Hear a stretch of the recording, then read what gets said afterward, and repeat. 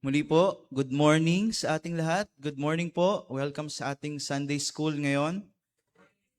Thank you po. Ngayon po ay sisimulan natin ang ating pag-aaral sa patungkol sa Diyos o yung the doctrine of God. At sisimulan natin sa kanyang existence. No? Marami pong tao ang nagre-reject patungkol sa existence ng Diyos. Kung totoo ba talaga ang Diyos. No, may mga nagsasabi na yung idea patungkol po sa Diyos ay imbento lamang yan ng tao para i-explain yung mga bagay na hindi kayang i-explain o to give comfort sa kanila at marami pang ibang dahilan. Yung iba naman, kiniklaim na napalitan na ng science yung patungkol sa Diyos. Pero yung ibang tao, naniniwala sila sa Diyos, probably because they were raised in a family that believed God. No, pinalaki sila sa isang pamilya na naniniwala sa Diyos. Yung iba naman naniniwala sa Diyos dahil sa kanilang personal experience. Now, why do we believe that God exists? Bakit ba tayo naniniwala? So, yan yung ating titignan po sa umagang ito. At may dalawang katotohanan tayong titignan. Una dyan, yung the existence of God, yung tanong na, is God really exist? O does God really exist? At yung pangalawa, the knowability of God. Pwede ba talaga nating makilala ang Diyos? O can we really know God? So yan po yung ating titignan. Sige po, tayong lahat ay manalangin para sa ating pagsisimula. Let us pray. Lord, thank you po sa umagang ito at sa aming topic. Dalangin namin na mangusap kayo sa amin at turuan ninyo kami, Panginoon, at magkaroon kami ng conclusion na totoo ka nga at makatulong ito sa aming paglagos sa inyo. Pagpalain ninyo ang aming Sunday School ngayon, Lord. In Jesus' name, Amen. So simula po tayo sa the existence of God. So, sabi po sa Romans 1:19, they know the truth about God. Okay, sabi ni Apostol Pablo, because He has made it obvious to them. Sa 20, for ever since the world was created, people have seen the earth and sky through everything God made. They can clearly see. Okay, yung mga tao, malinaw daw nilang nakikita yung kanyang invisible qualities, yung kanyang walang hanggang kapangyarihan at ang kanyang divine nature. So they have no excuse for not knowing God. So dito, in-explain po ni Apostol Pablo that God has made Himself known to everyone. Pinahayag ng Diyos, pinakilala ng Diyos ang kanyang sarili sa bawat isa. Ibig sabihin, hindi nagtatago ang Diyos sa mga tao. He has revealed Himself to everyone. At may tatlong point po tayong titignan sa kung paano inihahayag ng Diyos, pinapatunayan ng Diyos ang kanyang existence. Una, through our inner awareness. Okay? So halos lahat ng kultura po sa kasaysayan, makikita natin na may paniniwala yung tao sa isang Diyos o sa isang mas mataas na kapangyarihan kaysa sa kanila. Now, bagamat may mga nagsasabi sila ay atheist o yung mga taong hindi naniniwala sa Diyos o para sa kanila walang Diyos, itinuturo sa Romans 1, binasa po natin kanina, na ipinahayag ng Diyos ang kanyang sarili sa lahat ng tao. Halimbawa po dito, yung mga katutubong tribo, naniniwala sila sa isang supreme being o sa mga spirito ng kalikasan at mga ninuno na mas higit sa kanila. Ang Hinduism, naniniwala naman sila sa maraming Diyos, hindi lang iisa. Ang Islam, naniniwala sila kay Allah. Yung mga sinaunang Greeks, mga Griego at Romans, may mga Diyos sila tulad nila Zeus at si Jupiter. Sa Norse mythology, kilalang kilala sa Marvel isa sa mga Diyos na tinitignan nila ay si Odin at si Thor. Sa Egyptian, ang dami din nilang Diyos, mga Diyos-Diyosan. Sa Christianity, naniniwala ang Kristyanismo sa iisang Diyos na mayroong tatlong persona. Now, ang point po dito, a person have this inner sense that there is a higher being than themselves. So meron tayong inner sense o awareness na merong mas mataas kaysa sa atin. Merong ganung pakiramdam sa atin o sense sa atin. Now, why is this? Kasi sabi sa Romans 1:19, He has made it obvious to them, yung kanyang yung katotohanan patungkol sa Diyos. Inihayag ng Diyos ito at ginawa niyang obvious na obvious ito para sa mga tao. Now, hindi lamang ito nakabase sa kanilang pakiramdam o instinct. Ito ay bunga ng aktwal na pagpapahayag ng Diyos sa sangkatauhan. Siya mismo ang nagpakilala ng kanyang sarili. Sabi ni Wayne Grudem, inexplain niya na ang bawat tao o every person has an inner sense that God exists because we were created by Him. So lahat ng tao meron tayong inner sense na totoo ang Diyos, nag-exist ang Diyos because we were created by God. Now, hindi po ibig sabihin nito na yung lahat ng tao ay kilala o may pagkakilala sa Diyos personally o may pagkakilala o yung pagkakilala nila sa Diyos ay tama. So hindi po ganoon ang ibig sabihin yan.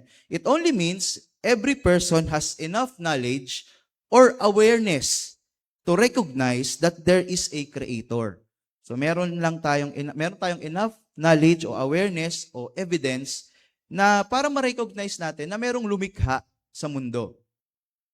And even unbelievers, ayon sa Romans 1:21, sabi ni Pablo, kahit yung mga non-believers, alam nila. Sabi ni Paul, yes, they knew God, but they refused to honor Him. So alam nila yung patungkol sa Diyos, pero nire-reject nila yung katotohanan na yon. So pansinin natin yung sinabi ni Apostol Pablo dito. Hindi po niya sinabi na wala talaga silang kaalaman patungkol sa Diyos. Ang sabi niya, they knew Him, but rejected Him. Okay? Ito ay isang malaking katotohanan po. So many people do not reject God because there is no evidence. They reject God because they do not want God to rule over them. Kasi nga naman, kapag ang isang tao ay tinanggap niya na merong Diyos, kinakailangan magpasubmit siya doon sa Diyos na yon. So, at maraming tao ay ayaw aminin yun dahil walang evidence, kundi ayaw nilang magpasubmit doon sa katotohanan na yon. At sabi pa sa Romans 1:25, they traded the truth about God for a lie. Ipinagpalit nila yung katotohanan patungkol sa Diyos sa kasinungalingan. So they worship and serve the things God created instead of the Creator Himself, who is worthy of eternal praise. Amen. Yan ang sabi ni Apostol Pablo. This means, ang ibig po sabihin nito, people actively suppress the truth. Patuloy na sinusuppress ng mga tao yung katotohanan patungkol sa existence ng Diyos o patungkol po sa Diyos. Now, para po sa mga mananampalataya, sa mga naligtas na, sa mga nagkaroon na ng relasyon sa Panginoon, ito pong inner awareness na pinag-usapan natin ngayon, patungkol sa Diyos, ay nagiging mas malakas o mas deeper and more personal. So, nung tayo po ay naligtas, nang nakilala natin ang Diyos, nakilala natin ang ating Panginoong Hesus, yung ating spiritual connection sa Diyos na nasira dahil sa kasalanan, ito po ay naibalik, naiayos po ngayon. So, hindi na tayo basta naniniwala lang na nag-e-exist ang Diyos.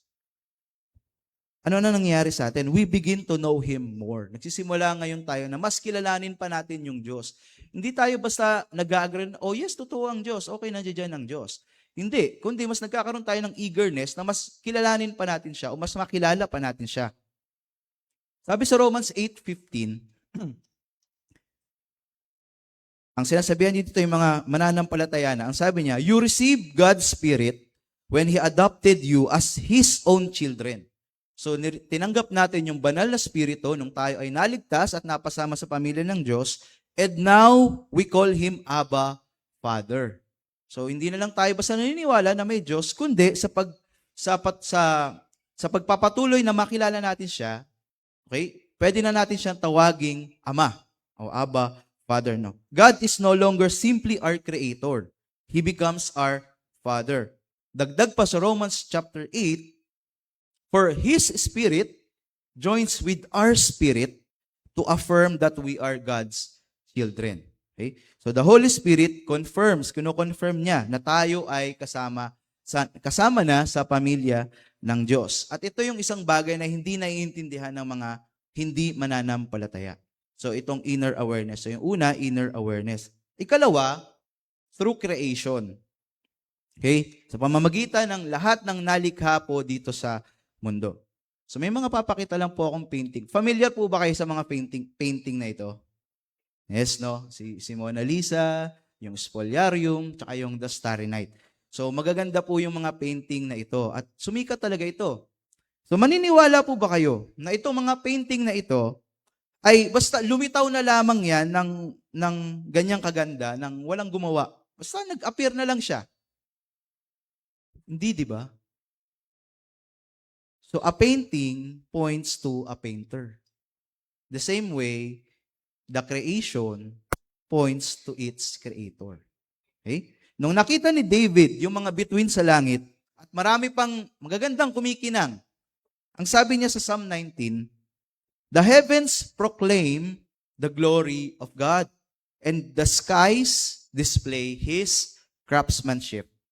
Yung kagandahan at yung napaka-precise na structure ng creation at ng ating katawan, yung kagandahan ng kalikasan, yung uniqueness ng bawat tao at iba pang created beings at marami pa pong iba, kapag tinitignan po natin yung napakaayos na disenyo ng sangnilikha, parang ang hirap po isipin na yung lahat ng ito ay bunga lamang ng mga impersonal at walang direksyong natural process o yung mas pinangahawakan ng iba.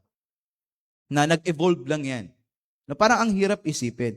Ang kaayusan, kagandahan, at pagiging komplikado ng creation ay tumuturo sa isang matalinong manlilikha.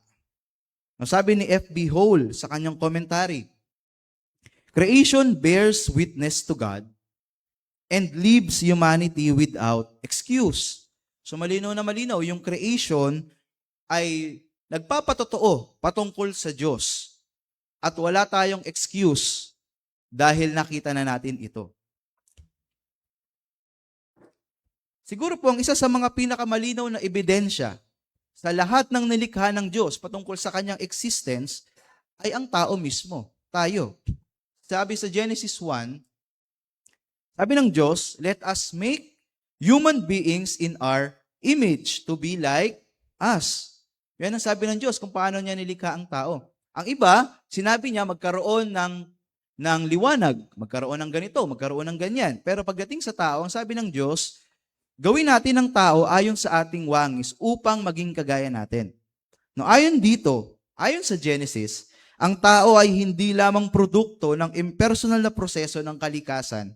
Tayo ay nilikha ng Diyos ayon sa kanyang larawan o ayon sa kanyang imahe. Now, ito yung dahilan bakit yung tao meron siyang rational thought, meron siyang moral awareness, creativity, self-consciousness, capacity to worship, at marami pang iba. So itong mga qualities po na ito yung nagpapaiba naman sa atin sa mga hayop, sa mga animals. Okay? We were made in the image of God to have a relationship with Him. So tayo ang pinakamagandang example o patotoo ng existence ng Diyos. Ikatlo, the witness ng Scripture. Patungkol naman sa Scripture. Pinapahayag din daw ng Scripture ang patungkol sa Diyos. Sabi ni Wayne Grudem, sabi niya, the Bible does not anywhere attempt to prove the existence of God. It assumes God's existence throughout. Ibig sabihin, hindi layunin ng Biblia na kumbinsihin tayo o i-convince tayo na may Diyos o paano nagkaroon ng Diyos. Hindi. Ang layunin ng Biblia, ang layunin ng Scripture ay ipakita po sa atin na meron ng Diyos sa simula pa lang. Okay? Meron na siyang Diyos. Ipakilala kung sino ang Diyos, kung ano yung kanyang ginawa, kung paano tayo patumugon sa Kanya. Ipinapalagay ng kasulatan na ang Diyos ay totoo at buhay. Okay? Ito din ang makikita natin sa unang salita sa Biblia. Genesis 1:1. Ang sabi diyan, in the beginning, God. Okay? In the beginning, God. Pansinin natin, hindi basta parang inintroduce lang ang Diyos o dinefend ang Diyos o inexplain paano nagkaroon ng Diyos. He is simply there. Nandoon na kagad ang Diyos.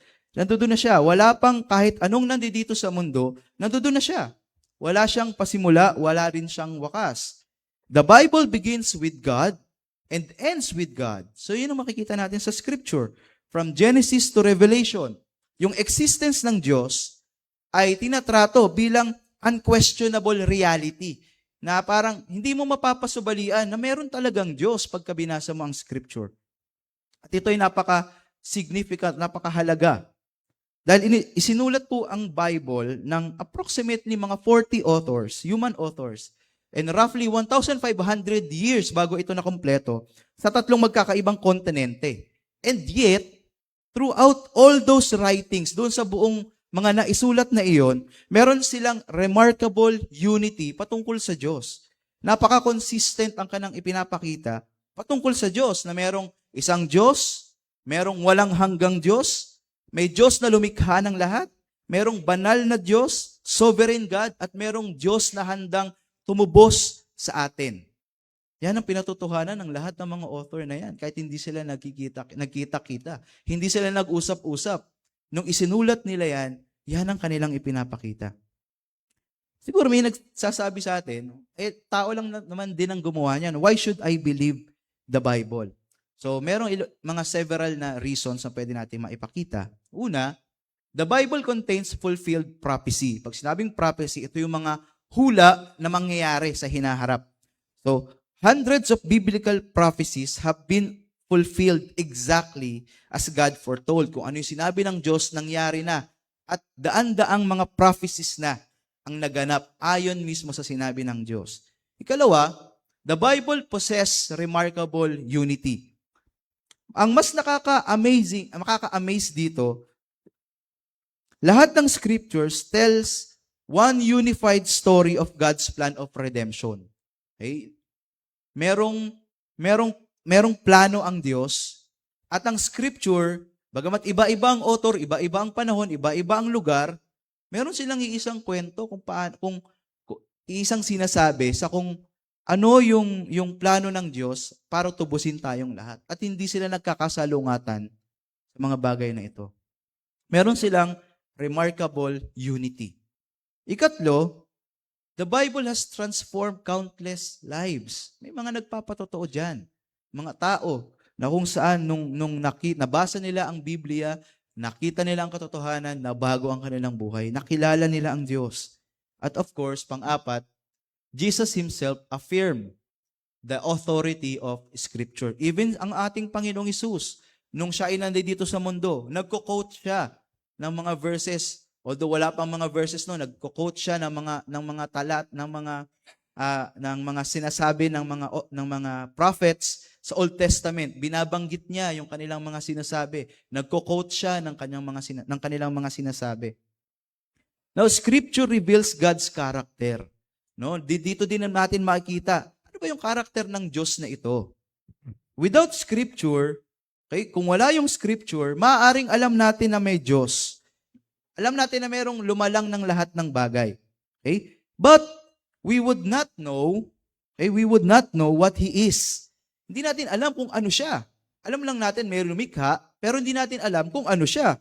No, gaya nung sa Acts chapter 17, nung nagpunta sa Athens sila Paul, meron doon isang altar na may inscription to the unknown God. So meron silang altar doon at nakalagay doon sa inscription sa baba. Yung iba kasi may mga pangalan ng Diyos nila yan eh.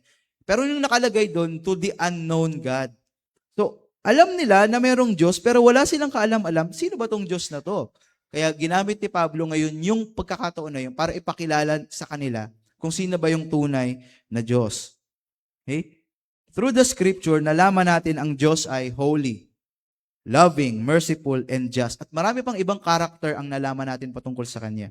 Nakita din natin na itong Diyos na ito ay nagpadala ng Kanyang anak to die for us. Okay? Nagpadala siya para tubusin tayo sa ating mga kasalanan. Napaka-importante po ng pag-aaral ng salita ng Diyos. Pagbabasa ng salita ng Diyos. Because the nature or creation can reveal God's power. But only the Scripture reveals God's plan of salvation. Dito natin nababasa, nakita na may plano ang Diyos para tubusin tayong lahat. Na may plano ang Diyos na bagamat nalayo tayo sa Kanya, may plano siya na maibalik tayo sa pakikipagrelasyon sa Kanya. Now, we do not study the Bible para magkaroon lamang ng napakaraming impormasyon o kaalaman. We study the Bible to know God. Ang sabi ng ilang quotation, the Bible is the God's love message sa atin o love letter sa atin. So pinapahayag ng scripture ang patungkol sa Diyos. Now, yung tanong na if the evidence is so clear, kung malinaw naman yung mga ebidensya patungkol sa Diyos, bakit marami pa ring tao ang nagre-reject sa Diyos? Bakit marami pa ring tao ang hindi naniniwala sa Diyos? Now, the problem is not lack of evidence. Hindi po yan ang pinaka-problema, yung kakulangan sa ebidensya. The problem is sin, ang kasalanan. Sin affects not only our behavior, but also our thinking, ang ating pag-iisip, ang ating pagtingin. Naapektuhan din niya ng kasalanan. Because of sin, people suppress the truth and choose to live independently from God. Yan ang sinasabi diyan sa Romans 1:25. Romans chapter 1. They know the truth.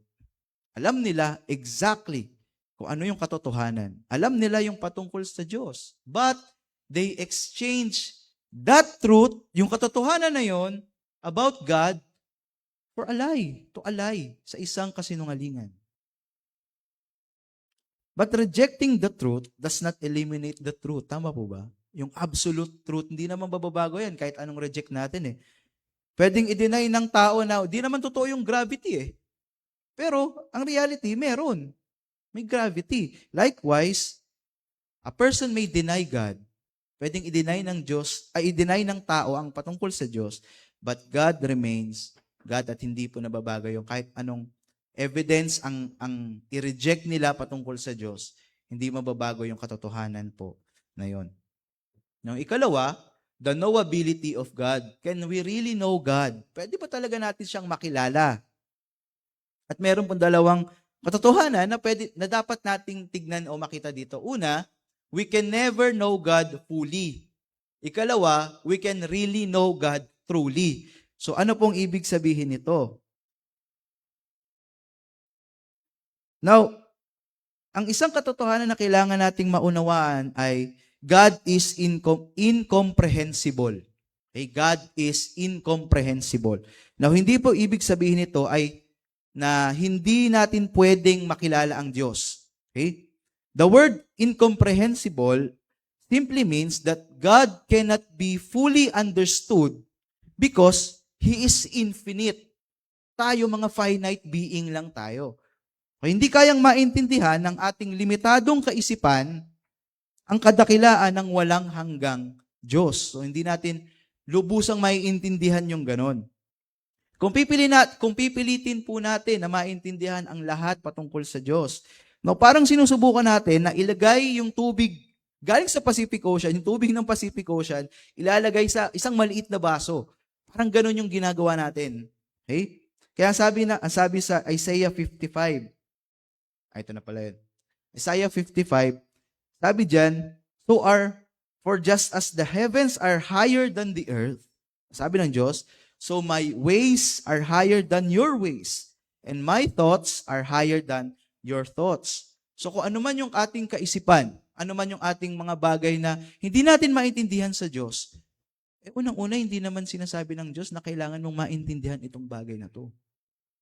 Kailangan natin magtiwala at manampalataya sa Kanya.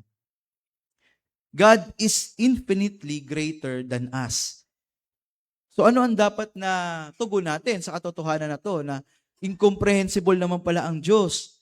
So dapat ba na, hindi ko na lang iintindihin? Kasi incomprehensible naman pala. Hindi. This truth should humble us. Okay? Madalas kasi akala natin, kaya nating ipaliwanag ang lahat ng bagay, maging yung mga bagay patungkol sa Diyos. Pero hindi. Kasi kung pag-iisipan natin, kung kaya nating i-explain ang lahat ng bagay patungkol sa Diyos, hindi na sa Diyos. Kasi naiintindihan na natin siya eh. A God who fits perfectly inside our finite minds would be too small to deserve worship. So ganun pala kaliit ang Diyos kung maiintindihan talaga natin siya ng lubusan. Okay? Sabi ni David sa Psalm 139, Such knowledge is too wonderful for me. It is high. I cannot attain to it. So si King David na ang nagsasalita dito. Yung kaalaman ng Diyos ay napaka wonderful para sa kanya. Hindi niya kayang ma-attain yung ganong klaseng knowledge. So hindi nag-complain si David dahil hindi niya maunawaan ng lubos ang Diyos. Ang ginawa niya, he worshiped God. He worshiped God. He submit to God. Tinanggap niya yung katotohanan na mayroong mas higher being sa kanya. Mayroong mas marunong sa kanya. At ito po ang pinakamagandang tugon din natin pagdating sa kadakilaan ng Diyos. Ikalawa, hindi man natin maintindihan o hindi man natin fully maintindihan ang pagka-Diyos ng Diyos, but we can truly know Him. Pwede natin siyang makilala. Sabi sa Jeremiah 9:24, but those who wish to boast should boast in this alone, that they truly know me and understand that I am the Lord, who demonstrates unfailing love and who brings justice and righteousness to the earth, that I delight in these things. I, the Lord, have spoken. So nais ng Diyos na makilala natin siya. Hindi nais ng Diyos na maintindihan natin siya sa kabuuan niya. Ang gusto ng Diyos, makilala natin siya. Sabi ng isang Dutch-American theologian, si Louis Berkhoff, ang sabi niya, although God is incomprehensible in His infinite being, He has revealed Himself sufficiently so that we may truly know Him. Bagamat ang Diyos ay incomprehensible at hindi natin lubusang maintindihan dahil sa ating limitasyon bilang tao, nagpahayag naman ang Diyos sa atin ng sapat and sufficient para makilala natin siya ng totoo sa buhay natin. Everything He has revealed about Himself is true, totoo. At ito yung isang bagay na magandang makapag-encourage po sa atin to eagerly seek God daily. Kasi pwede natin siyang makilala araw-araw. Sa bawat araw, sa bawat pahina ng kanyang salita, may mga bago tayong matutuklasan patungkol sa Diyos. Kasi ipinapahayag niya sa atin ang kanyang sarili. Kung ano yung nalalaman natin patungkol sa Diyos ngayon, He is a provider, He is a savior. Ano pa? He is a friend. Kung ano man ang pagkakilala at pinangahawakan mo patungkol po sa Diyos ngayon, yun yung nireveal niya sa atin. Kaya naiintindihan natin yung ganung part. The greatest revelation of God is Jesus Christ, ang ating Panginoong Jesus. Sabi sa John 14:9, sabi ng ating Panginoong Jesus, He had seen me, had seen the Father. Kung sino nakakita sa atin, sa akin, nakita na rin niya ang Ama. John 1:18, sinasabi doon na, tells us that no one has seen God at any time, but the Son, ang ating Panginoong Jesus, has made Him known. Colossians 1:15, Jesus is the image of the invisible God.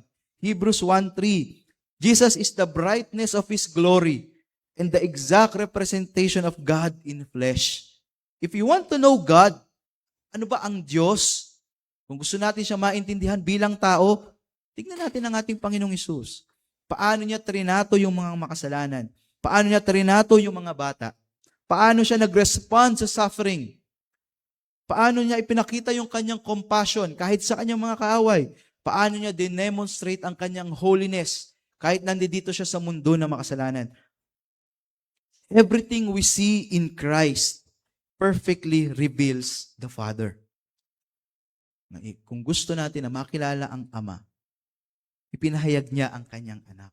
He is the exact representation of His glory. Now, how can we grow in knowing God? Paano tayo pwedeng lumago sa pagkakilala sa Diyos? Una, read the Bible regularly. Parang napaka-basic naman yan, read the Bible regularly. Pero napaka-importante po niyan. God's Word reveals His character. Hindi natin makikilala ang Diyos, hindi mo makikita na ganito yung character niya kung hindi mo babasahin ang kanyang salita. Ikalawa, pray daily. Prayer is our conversation with God. Hindi natin makikilala ang isang tao unless nakikipag-usap ka sa Kanya. Kung wala kayong communication, ang hirap lumago ng inyong relationship. Obey His word. We grow as we put His truth into practice. Yung mga katotohanan na makikita natin dito, yung mga bagay na gusto niyang gawin natin, kapag ginagawa natin po iyon, tayo po ay lumalago din sa pagkakilala sa Kanya. Mas nakikilala din natin siya. And of course, through fellowship with other believers. God uses His church, yung mga tao, hindi itong building, His church, to help us grow. Okay? Kaya, keep on seeking God. So that is our encouragement sa umagang ito. Hindi man natin siya maintindihan sa kabuuan ng kanyang pagka-Diyos, pero pwede natin siyang makilala ng totoo. That's why we have to keep on seeking God. The more we know Him, the more we will love and trust Him. Siguro po ang magandang tanong sa bawat isa sa atin ay hindi po yung tanong na totoo ba na nag-i-exist ang Diyos. Okay? Siguro ito yung tanong na mas maganda dito. Do you know God personally? Kilala mo na ba ang Diyos personally? Nawa ang desire natin ay kagaya ni Apostol Pablo sa Philippians 3:10. Sabi niya, that I may know Him more. Yung kanyang mga credentials, baliwala sa akin yan. I just want to know Him more. Nawa, ito rin yung prayer natin, no, sa ating mga sarili. Na mas makilala pa natin ang Diyos, na mas lalo tayong lumago sa pagkarelasyon natin sa Kanya. At para sa ating discussion question, may time pa para makapag-groupings tayo. Ang sabi diyan, the Bible is given to us by God in order for us to get to know God, to know Him. Binigay ng Diyos ang kanyang salita sa atin para makilala natin siya intimately and personally. Now, we can give some ways on how we can revitalize and enhance our personal Bible study. Personal Bible study po, no? Pwede tayong magbahagian sa bawat isa na kung paano yung baka may ginagawa ka na o pinapractice mo na pwedeng makatulong din sa iba kung paano mo pa mas napapahalagan, mas napapa-improve ang pag-aaral po ninyo ng salita ng Diyos. So, pwede tayong share sa bawat isa at matulungan din natin ang bawat isa. At nawa, ay pagpala tayo ng lesson natin sa umagang ito patungkol sa existence and knowability of God. So tayo pong lahat ay manalangin. Lord, thank you po dahil ipinahayag ninyo ang inyong sarili sa amin. Hindi namin kayo makikilala kung hindi nyo ito pinahayag. Salamat dahil gusto po ninyo na mas makilala namin kayo sa aming mga sarili personally. At salamat sa pag-ibig na nakita namin sa inyo. Pagpalain ninyo ang lesong ito at patuloy na mangusap ito sa bawat isa sa amin. Sa pangalan ng aming Panginoong Hesus. Amen. Pwede na po tayong pumunta sa ating mga Sunday School groups.